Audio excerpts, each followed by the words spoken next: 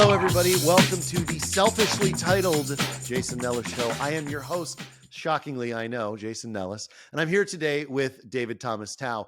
David is a Harvard graduate. He was in Forbes 30 Under 30. He is the co-founder and CEO of BarBend, which is a publication that covers a wide range of topics in strength training, including nutrition, sports, news, analysis, reviews, and opinion. He's a writer.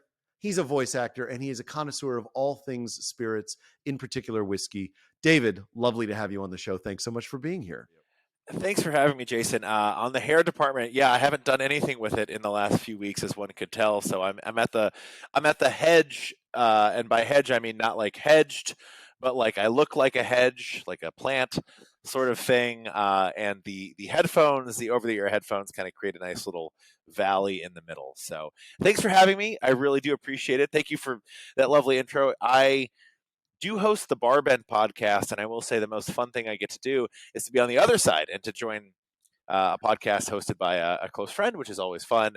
I'm always in host mode, and I'm always recording, and it's fun to just be asked questions for once, or just to vibe, just to vibe. I mean, look, I'll be candid. I don't do a list of interview prep questions. I really prefer the conversation vibe. So I think you and I are definitely on the same page there.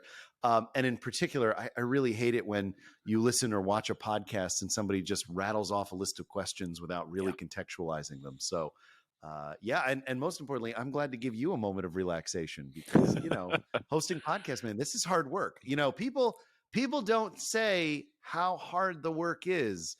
I mean, it's not that hard. I mean, it's okay. It is fun.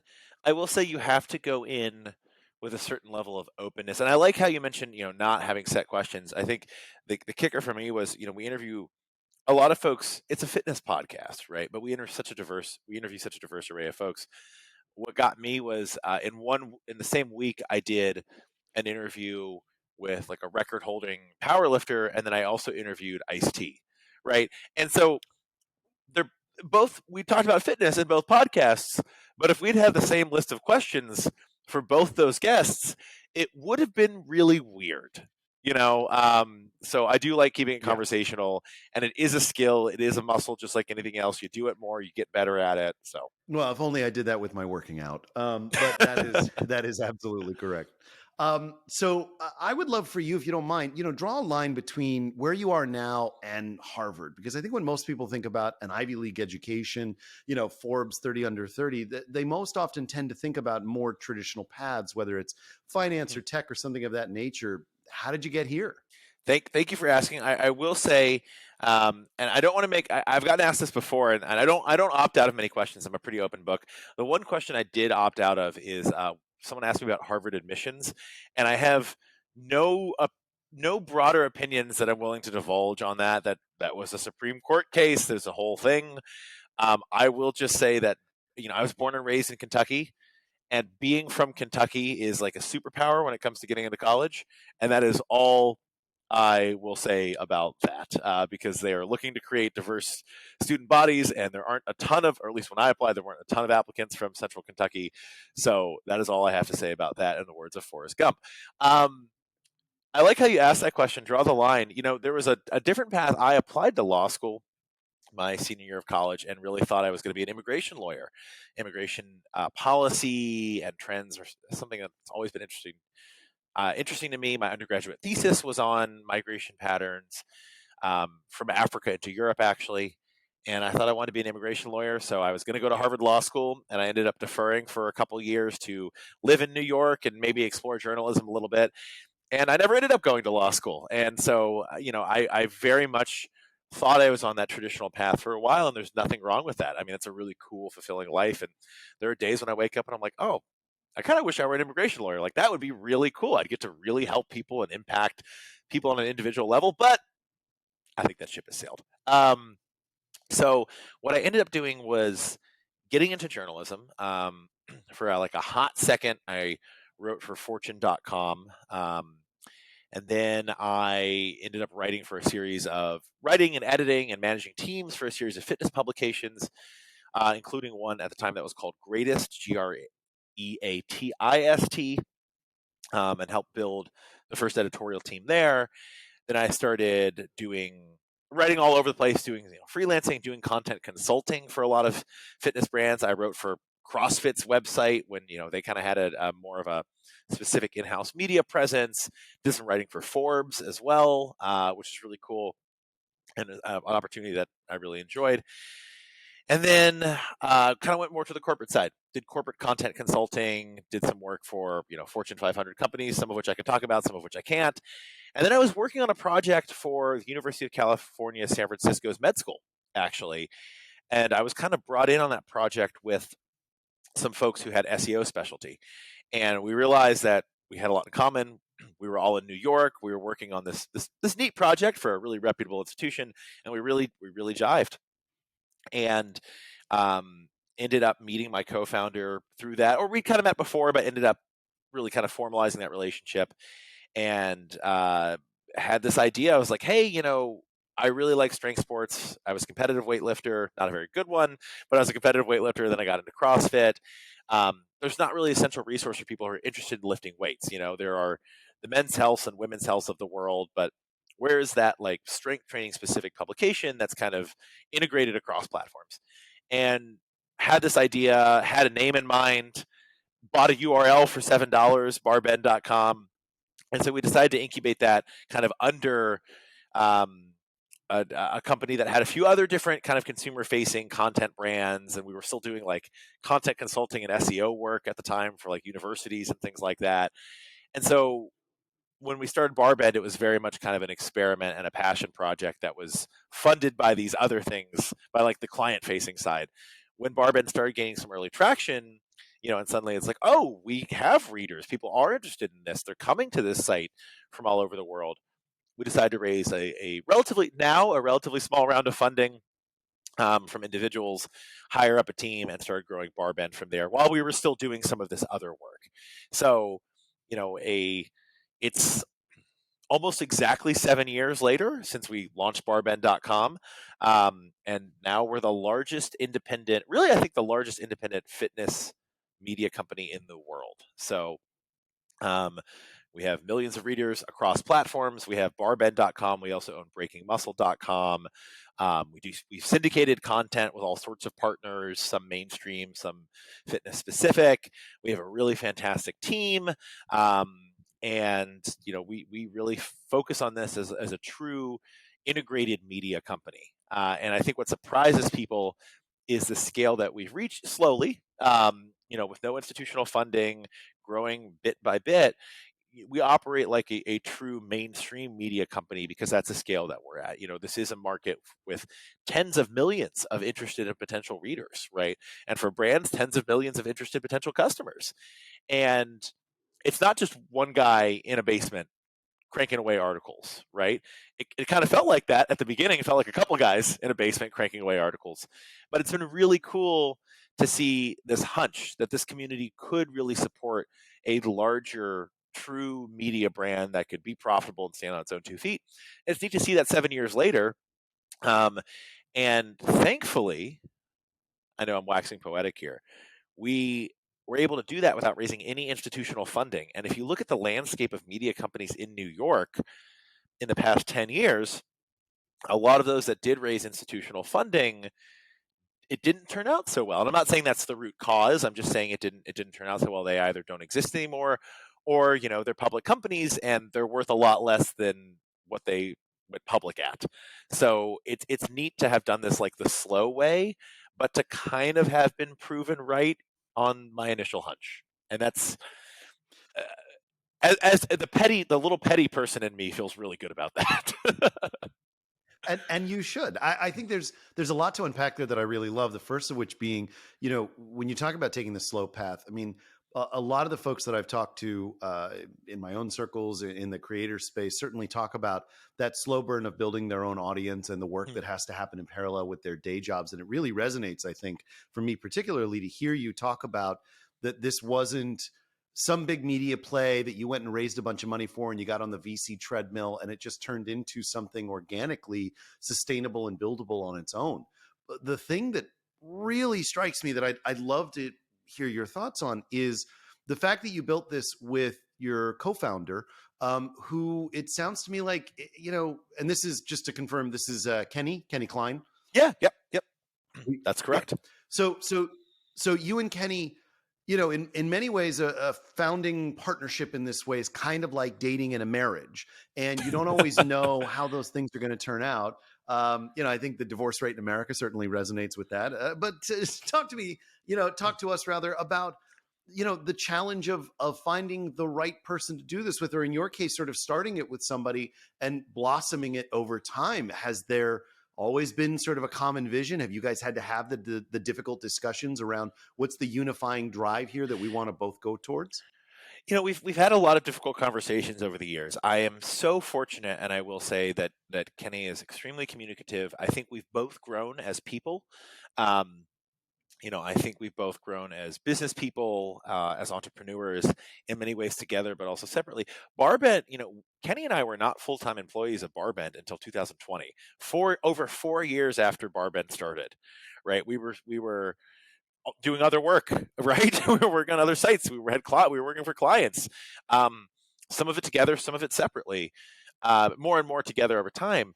And for us, it was kind of in the pandemic, relatively early in the pandemic, where it was like, okay, are we going to really dedicate the next phase of our lives to this together?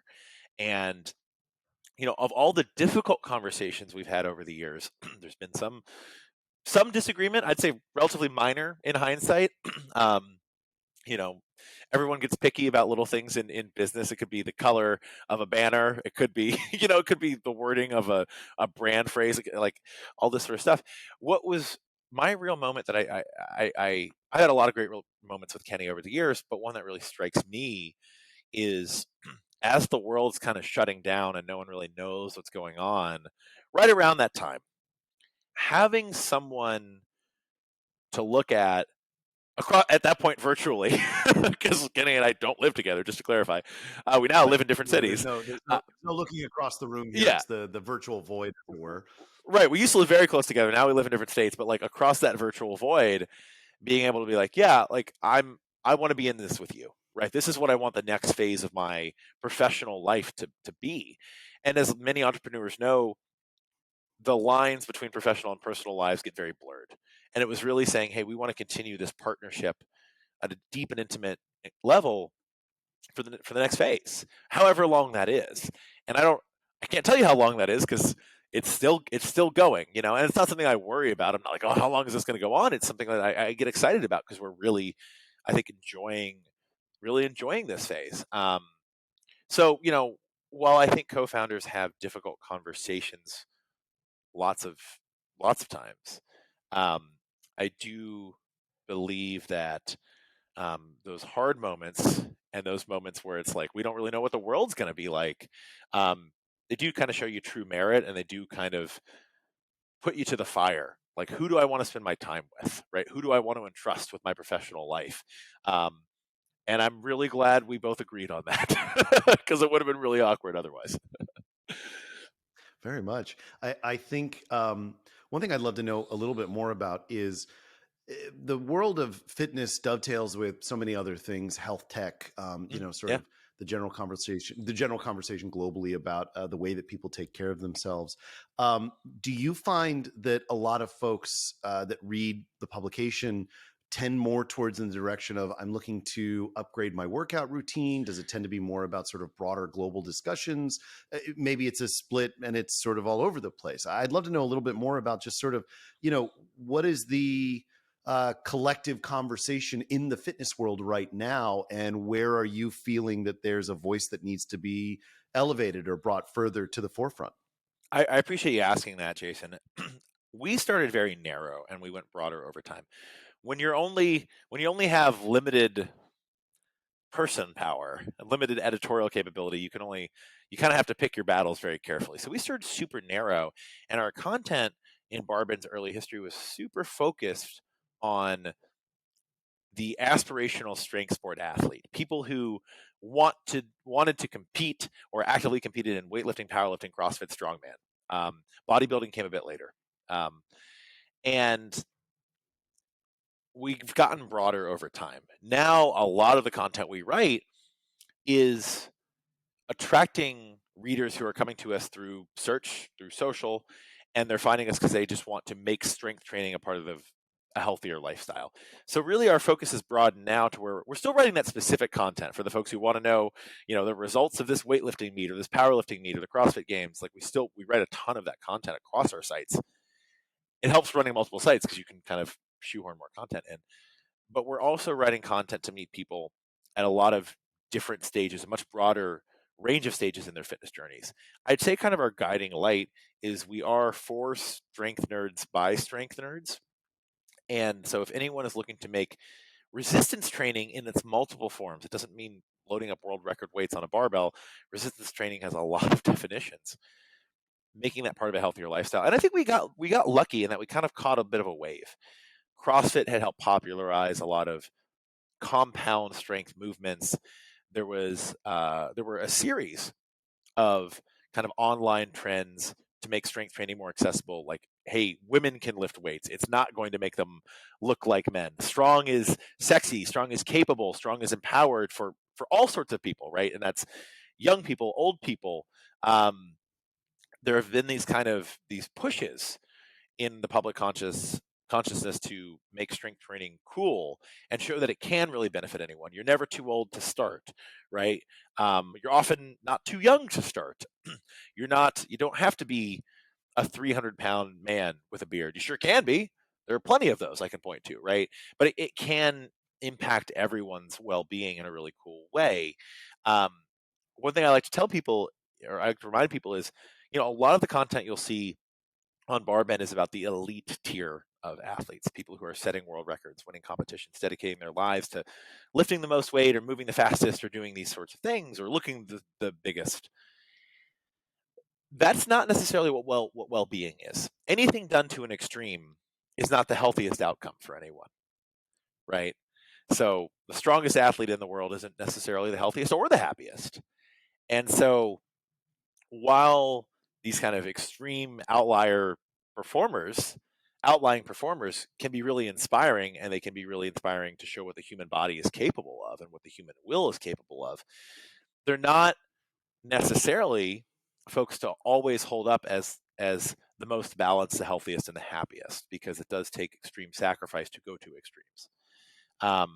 And I'm excited that we're writing more content than ever that is accessible to people who, hey, they just want to feel a little bit better about themselves. They want to move a little bit better.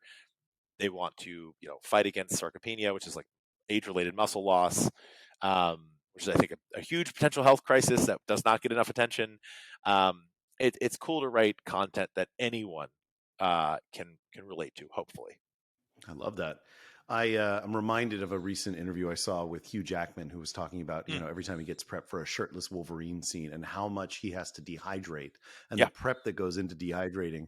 And yet how often I also recall hearing people when they talk about their weightlifting and exercise goals, wanting to look like him or a Ryan Reynolds or a, insert Hollywood leading man here in this scene, in this moment. The reveal of Chris Evans at the beginning of Captain America when he comes out of the capsule and he's got, basically 2 barrels across his chest.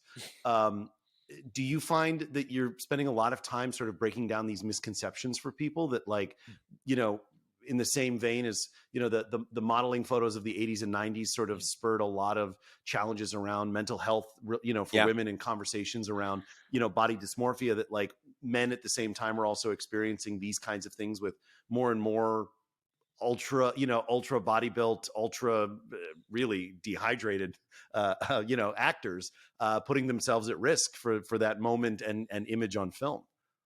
I think that there is no perfect formula, and we are constantly working to get better at that.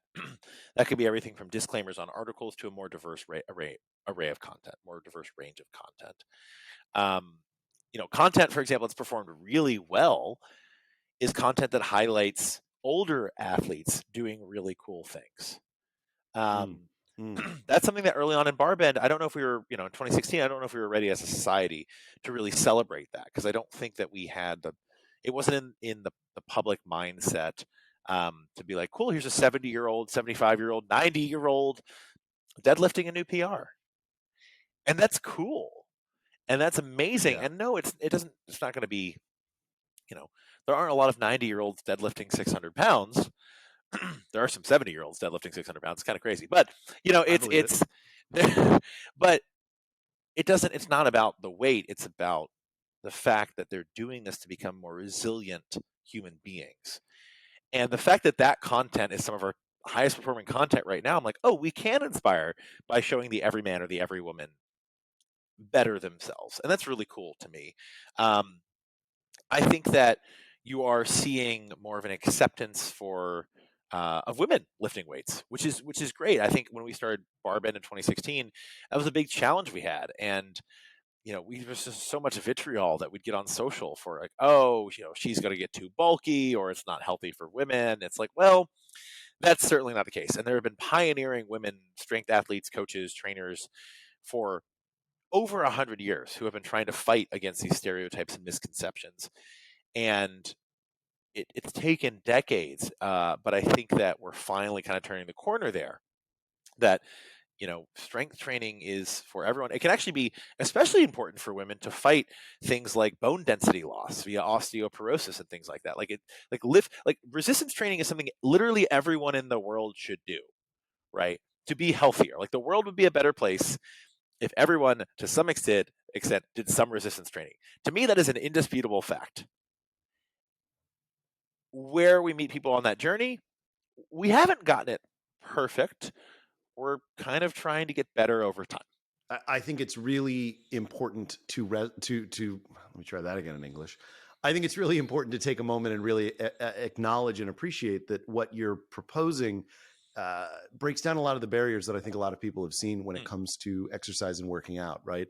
And most importantly, that it's less about trying to achieve an ideal or a this is how I should look kind of physique, and instead really pointing people towards it's not about this artificial end of the journey, but meeting you where you are and helping you to be the better, healthier, greater longevity version of yourself, which I think has often gotten lost in the conversation. And I think you're right, particularly in recent years has gotten better. And I think, we're seeing a social shift and change in more acknowledgement of that, which I love. Again, as we were talking about, doesn't change the fact that I really should be lifting more, but you know what, that this isn't about me. This is about us. And one thing that we are working to be better at is to show that the barrier to entry is very low. Strength training is not loading up 400 pounds on a barbell and squatting it for reps. Strength training is doing body weight movements. Strength training can be, it can meet you anywhere. You don't necessarily need a gym membership. You don't need to be lifting big weights. You don't need to lift a specific type of weight. Your body doesn't know what a barbell is naturally, right? It doesn't have to be this specific thing. There are all sorts of ways to do this. And anything is better than nothing. So it's like, oh, I don't have access to this, or I don't know how to do that movement. Okay. Everyone can start in some capacity. And one thing that I really do like that we are working to get better at, it is difficult just because there is such a range of ability levels, is showing that is highlighting the diverse range of physical capabilities that people have when they start strength training, and the fact that there is still a way for all of them to do that. It is difficult because everyone has a different ability level, and the best way to kind of find yours and start working with that is to find a qualified coach, right? It's to find a professional to work with you individually. Our content will never be a replacement for that. Our content should hopefully be a supplement for that, or a catalyst for people to go find that. It's such a welcoming, invitational approach rather than trying to, sort of elevate certain ideals and to put things into a competitive atmosphere. I really appreciate that. It still kind of is cool to see people, like clean and jerk 500 pounds, and we do have that content. So sometimes it is just fun to see the strongest people in the world do their thing. I don't want to discount that as well. Well, and I don't think we're suggesting any of that. I just think that so many people who aren't in a workout program or feel intimidated by it, there's always that sense that I'm going to the gym and I'm being judged. And I think what you're advocating for is really that BarBend is pushing for a culture of inclusion, Mm. of a sense of personal development and community joining, and not the competitive Muscle Beach that I think most people think of when they think of a gym. Even a Planet Fitness can be intimidating to people. And on the flip side of that, you don't need a Planet Fitness. Even you can do burpees at home. You can do squats. You can do whatever you need to do to get yourself started, and then join the community as you see fit, which I love. Yeah, and we are working to do a better job of that. It is about the journey, not the destination there. So Absolutely. I would, however, love to switch gears, because the Mhm. other thing that you and I both share a love for is the spirits. And as a Kentucky man, you love your Kentucky bourbon, your Kentucky whiskeys, whiskey with both an E and without, depending on where it's coming from. I would love to hear from you. You know, what is it you love so much about whiskey? And is it Yeah. because of Kentucky specifically, or is it something about the culture of whiskey making that really attracts you? And does that dovetail with the fitness side? Obviously, there's always going to be sort of that push and pull of, Yeah. I want to treat my body like a temple, but sometimes I want to throw a party in that temple. How do you balance those things? I like that you asked that because look, I'll be the first to say no amount of alcohol is healthy, right? Consuming any amount of alcohol does not make you a healthier human being. Spirits have been a part of my life for a while. I grew up in Bardstown, Kentucky, the bourbon capital of the world. It was pretty much the only Mm-hmm. industry in town when I was growing up. I grew up right off Distillers Row in downtown Bardstown, so you can name all these storied master distillers, the descendants of all these famous, the founders of these famous brands. I grew up around them. I went to school with them. You know, my playground, my elementary school playground was right across the street from Barton Distillery. So you'd run out after lunch onto the playground and you get hit with the smell of sour mash because you were a stone's throw from one of the major distilleries in the country at the time. It was kind of baked into my DNA in a way. My family did not work in the whiskey industry, but everything in town was in support of the whiskey industry. And for me, my relationship I've always enjoyed spirits. I've enjoyed spirits. It doesn't have to be whiskey, for the ability to bring people together, to establish common ground, and to foster conversation, right? Across cultures, across belief systems. And I also think that sobriety is fantastic, right? I don't think you need a good glass of spirits to connect with someone. I think it can be a cool catalyst. I think there are a lot of really awesome ways to do it without. I've always been a bit of a history buff. I really think that you can't talk about American history without talking about the history of spirits in America. We could fight a lot of facts about that, about how prohibition was not really about what people think it was about and how it completely changed American society forever. We can talk about how the reason we have income tax is basically because of prohibition, because about a third of the federal government's revenue at the time was coming from the excise tax on liquor. We could talk about the fact that you don't necessarily get westward expansion in the United States if it's not for distillation. All that aside, for me personally, whiskey has been a way to connect me to my upbringing and to home. When I left home to go to college, I felt like I had to be ashamed of being from Kentucky, to be perfectly honest with you, because it's not a place that people are often super familiar with, especially where I live now in the Northeast. It's not a place that has only positive stereotypes associated with it, right? There are some certainly negative stereotypes. Some maybe deserve, some certainly not, right? And I won't go into too many details. And I really hid that fact for a while. I did not identify as a Kentuckian for the first part of adulthood.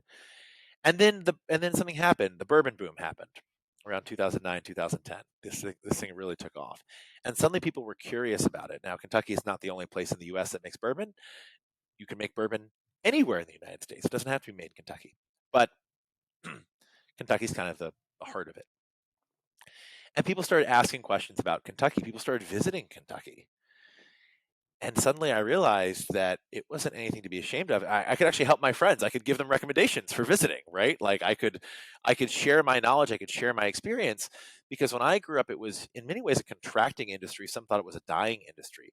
And then suddenly there was this boom. There was all this new interest, and people actually wanted to learn about where I was from.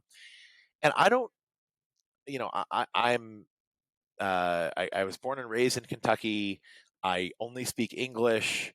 My cultural exposure is predominantly, kind of upper South, right? Those are the people I grew up around. That's my family. That's kind of who I am.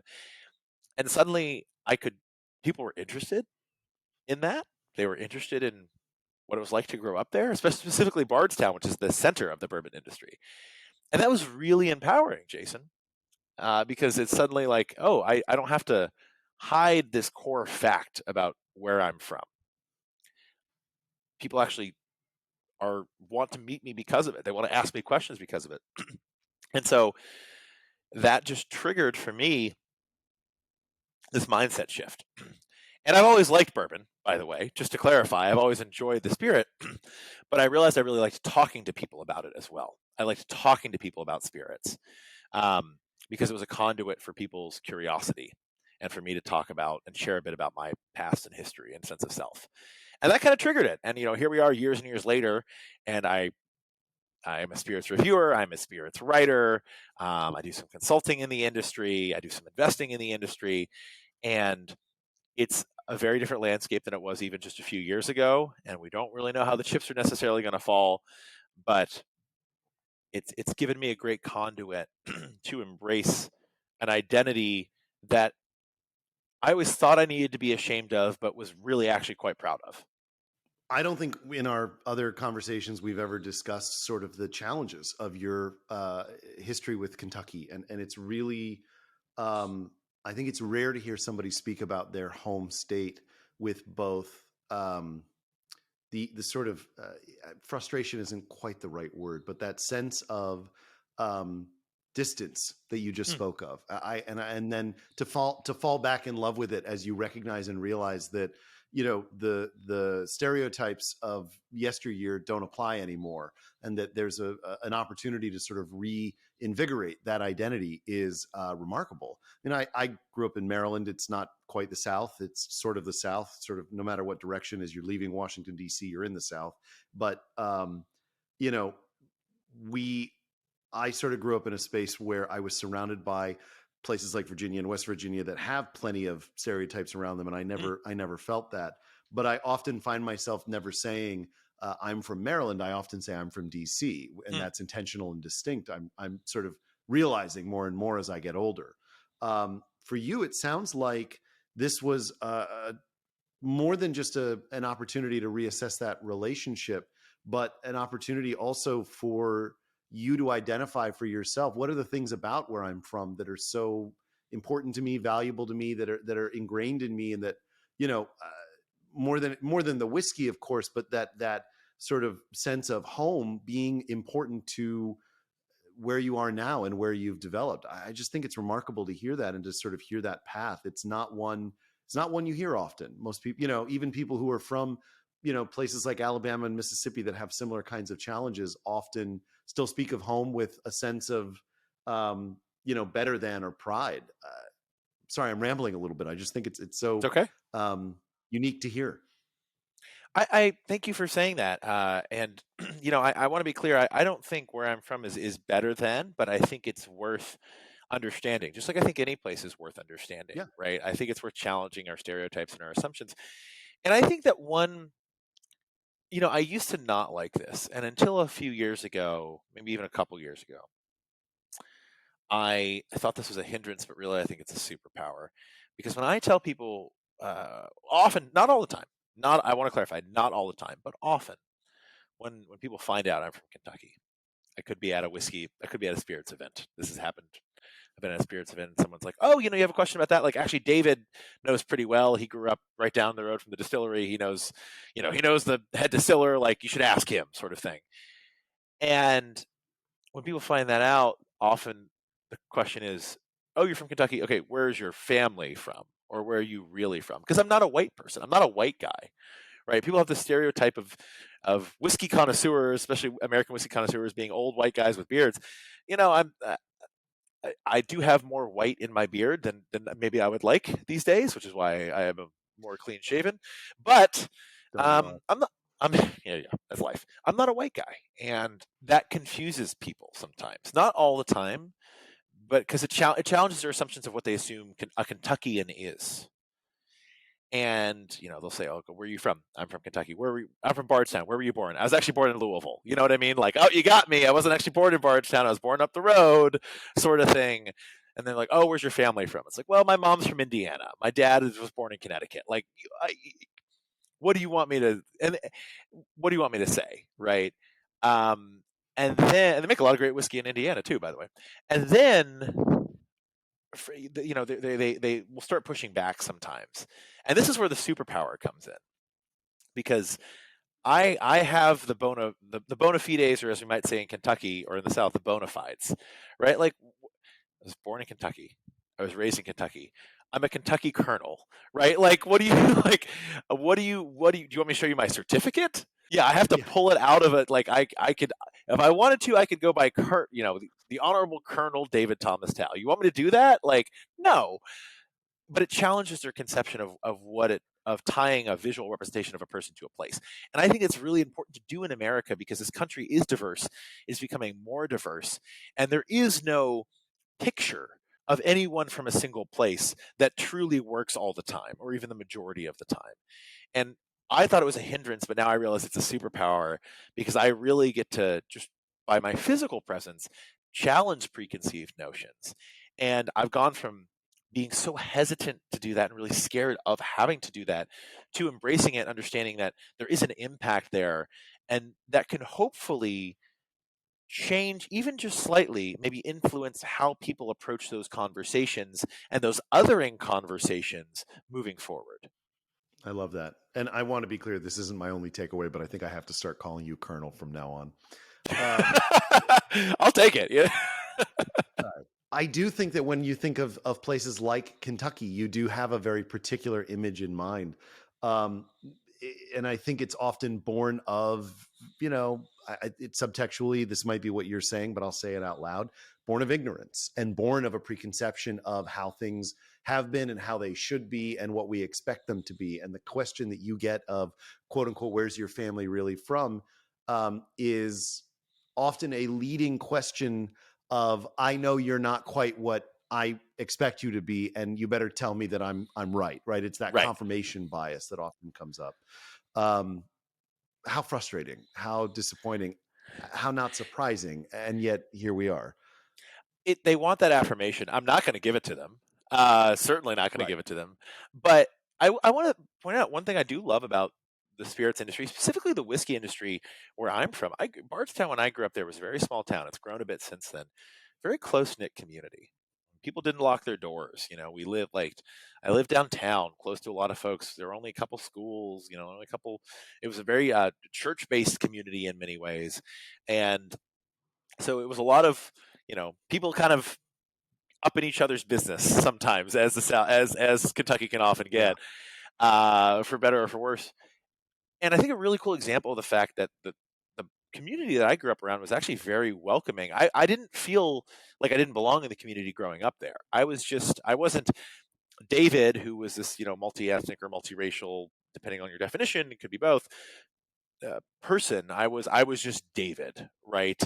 And I think a really powerful moment for me that was reflected through someone in the whiskey industry was I was at a dinner in New York City last year in 2022, and it was a dinner that was really honoring some very important people in the whiskey industry, specifically Fred and Freddie No, who are the seventh and eighth generation descendants of Jim Beam, and respectively master distillers. And there was kind of a passing of a torch where Fred passed the title kind of on to his son Freddie, who very much earned it, by the way. It wasn't like, "Oh, you automatically get this." It's like, no, you have to basically work until your knuckles bleed for over a decade to actually become a distiller. You have to work harder than anyone else.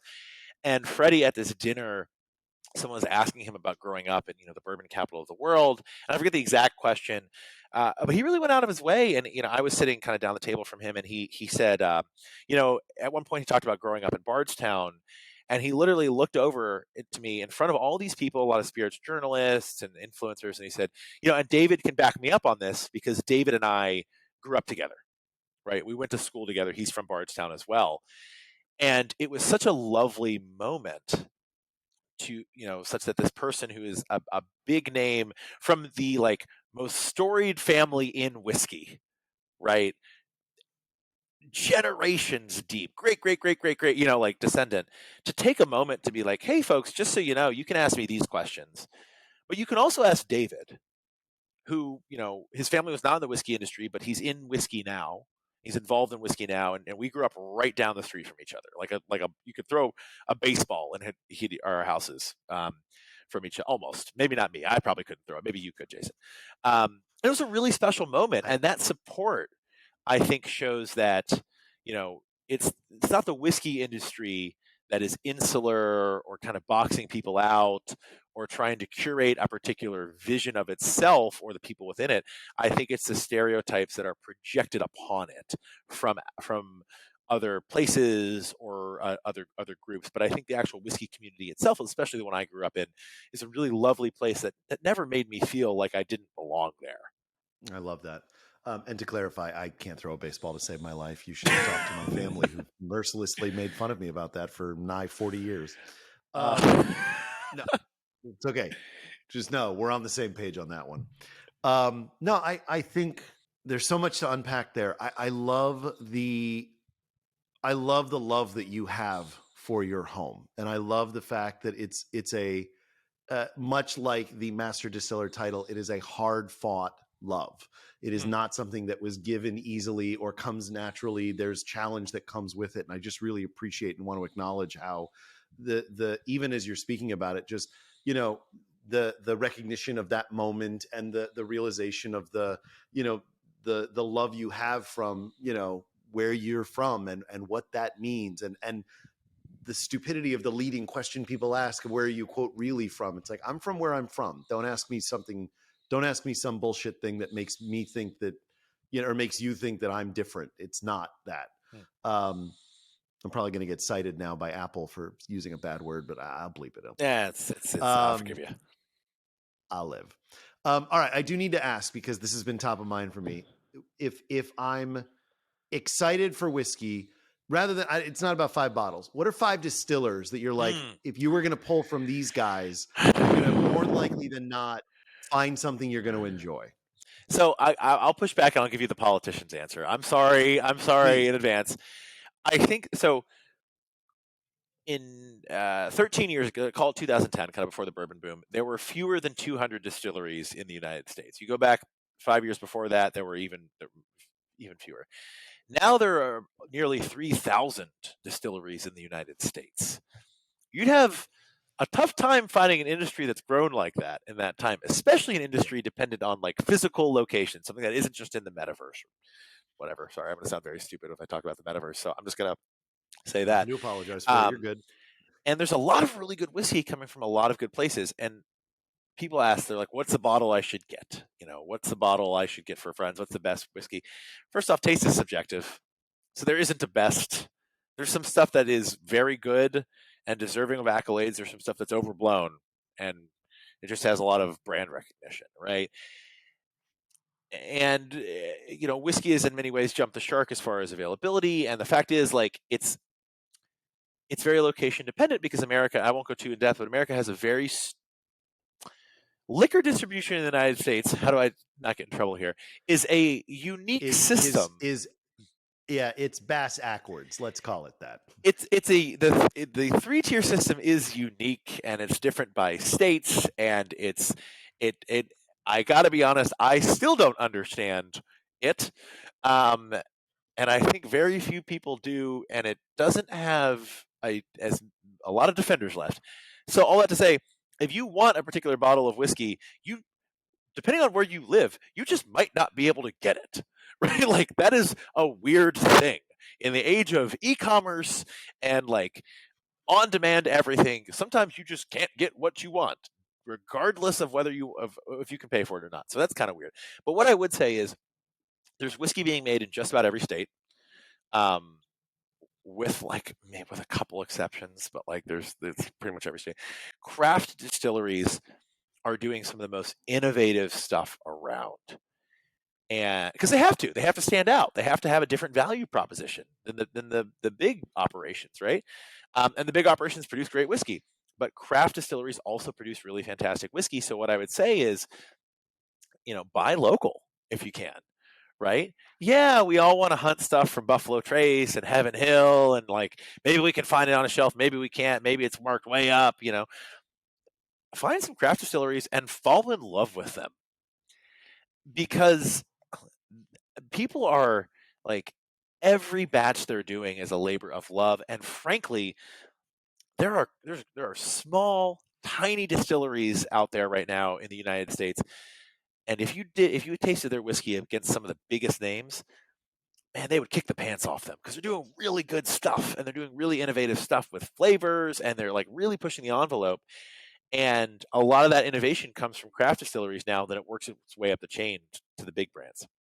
So I won't give you five, but I'll say shop local, buy local. I mean, I live in Brooklyn, and I'm lucky enough to have have a lot of distilleries, all established 2010 or later, around me.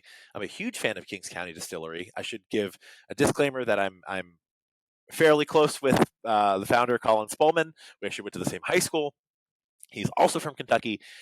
I think Kings County whiskey produces some of the best whiskey in America, right? And it's a relatively tiny operation in the old Brooklyn Naval Yard, right, where they used to have, where they used to dock Revolutionary War ships, right? Like, how cool is that? Um, it's in an old building. It's in the old paymaster building in the Naval Yard, where people used to, like, dock workers used to go get their pay, Cool. their paychecks. There's a distillery there now. How neat is that? Um, they have a bar that's in an old turret in like this little castle thing. It's so cool. Find those locations close to you. I just wrote a review for Wyoming Whiskey's 10-year anniversary whiskey. It's a craft distillery in Wyoming, the least populous state, by the way. They do grain to glass, meaning like it's all local grain. They distill their own stuff. They age their own stuff on site in Wyoming, and they produce some freaking fantastic whiskey out of the least populous state in the union, right? And they're distributed nationwide now. That's really cool. Another one, I'll just, from an unlikely place, Industrious Spirits Company in Providence, Rhode Island. They are the first distillery in Rhode Island post-Prohibition. So for years, decades, it was illegal to have a distillery in Rhode Island, which is funny because Rhode Island actually at one point had the highest density of distilleries of anywhere in the world during triangular trade, which is a very dark time in history. But they were a distillery founded by artists in an old steelworking factory in Rhode Island, and they produce currently my favorite gin that's made in America. They also produce whiskey, they produce vodka, and if you visit Providence, they have like an outdoor like food truck concert venue sort of thing, amazing cocktails. Like, I don't think you can go to Providence and not go to the Industrious Spirits Company. It's that cool of an operation and that neat of a place. So I could just go through all these brands forever, but like, I'm actually hosting a private whiskey event this month. I won't give too many details, but the rule is every bottle folks bring to share and every bottle that will be there to taste has to be from a distillery founded after 2006, because it's like, let's focus on the craft stuff. Let's focus on the new stuff, right? It can't be any of these legacy brands that have been around for decades and decades and decades. It has to be something founded after 2006, and I'm really excited about that. I can't, off the top of my head, think of a way I could finagle myself to get out to New York to crash. But if I do, I'm calling. Don't worry. You're welcome. You're welcome to come, and you're welcome to stay here in the personal whiskey library. I'd love to have you. It'll be a lot of fun. The only way that works is if I bring Jen and the 2-year-old, and he breaks stuff. I can't risk that. Well, maybe, yeah. Maybe he doesn't come to the bottle share, but Fair yeah. enough. Well, this has been great. I really appreciate the time. Before we go, the one thing I like to ask everybody, you're writing constantly for any number of different publications, your own included. Do you have any particular tools or programs or even, setups that you'd recommend to somebody that works for you that might work for them? And this can be, I prefer writing in Final Draft. I prefer writing in, on a piece of paper with a legal pad. I mean, whatever works for you is what we'd love to hear. I'm a Google Docs purist. That's the most boring answer. That's what I work in. Okay. and especially when I'm doing spirits writing, I do copious tasting notes before I actually sit down and write the article. In fact, I'll often write them on different days. I'll do my tasting. I'll take copious notes, and I'll often finish the article on a separate day. And sometimes I'll retaste just to just to like check myself on the notes I was getting. So you can get a little bit up in your own head about this stuff, but I'm pretty simple. I'm not the kind of person who writes anything directly in a CMS, right? I don't like writing directly in WordPress, even if it's an option. I never have. I'm boring. That's allowable. Listen, we've had answers that range from particularly expensive moleskins and pens, and these programs, all the way to whatever I can get my hands on. I'm just encouraged by the fact that you have a process, which is really the thing I'm trying to drive home with all of it. So don't stress it. I think Google Docs. If you were like, I only work in Microsoft Word on a Windows 98 machine, I'd have questions. But this is a good answer. Don't worry. Well, my friend, it has been a pleasure having you. If folks want to check out your work, where should we send them? What socials do you want to call out? Sure. On Twitter, D_Tao. I don't have huge social followings, but I've kind of recently gotten active on social again personally. So D_TAO on Twitter, and then on Instagram at David Thomas Tao. And like I said, I was not really active on social personally for a long time. I've gotten active, reactive recently, whatever. So those are probably the two best places. Love it. Well, thank you again, David. This has been terrific. If folks do reach out to you and they start asking you for recommendations, you can tell them I said to go away. That's not the point of this, I promise. I'll blame you. It's your fault. I got it. Right, good. Excellent. Well, on that note, this has been me, Jason Nellis, interviewing David Thomas Tao. It has been a pleasure, and hopefully we'll see you all for the next episode. Thanks, everybody, and have a good day.